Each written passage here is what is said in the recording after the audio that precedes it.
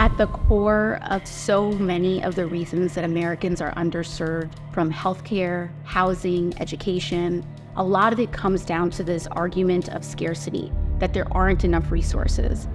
Meanwhile, we have this massive part of the US budget that is completely unaccountable, that has not passed an audit ever. And you suddenly start to question why that is. Well, lobbyists have a presence in Washington, D.C., and that's how this place works. They write out big contributions to individual members of Congress. I walk to a vote later today. I will no doubt bump into one or two defense lobbyists. Look, this is a highly profitable industry. A lot of people are making a lot of money. I don't think most people know that half of the US defense budget goes to essentially 5 private companies. Those dollars then go into lobbying efforts to lobby Congress to continue to give them more and more money year after year. The revolving door is kind of a tongue-in-cheek way to describe the fact that military brass, when they're no longer affiliated with the Pentagon, go into defense contracting. You get people who have insider knowledge into how the Pentagon award such excessive militarized contracts, and then making sure that that happens for every single company that they join. There's very few defense contractors now compared to what there were many years ago. That's part of why you have no competition. They're spending money to pay their executives $20 million a year or billions to jack up their stock prices instead of investing in things that would protect the country. One of the most important things we could do is just simply make the Pentagon pass an audit.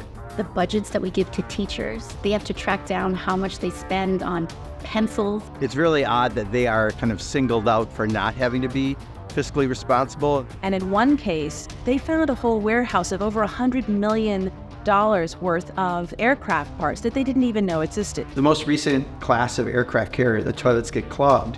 You literally have to flush $400,000 worth of acids. That is the definition of flushing money down the toilet. Right now, there's no consequences. Pentagon fails an audit, they just failed another one. Nothing happens. We increase funding for the Pentagon. We're probably going to hit the amazing number of $1 trillion.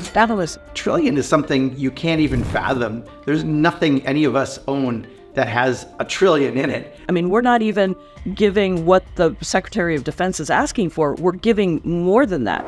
Excessive military spending, and in many cases just grossly wasteful military spending, has not improved the quality of life for the vast majority of people in this country. A small fraction of that money would keep every child out of poverty. The fact that we have 40 million people who don't know when their next meal is going to come from, I find offensive. The most important message is not to give up hope. But we need people to rise up and say, look, your priorities are all screwed up, Congress. Accountable defense spending is one of the most bipartisan issues that we work on. It's going to be the power and the voices of people throughout the country that's going to make this change. You know, if they can't account for equipment, if they can't justify why a hammer has to cost hundreds of dollars, then we shouldn't be spending that money. It's really that simple. We wouldn't do anything differently for spending on education or healthcare. Why should we for the Department of Defense?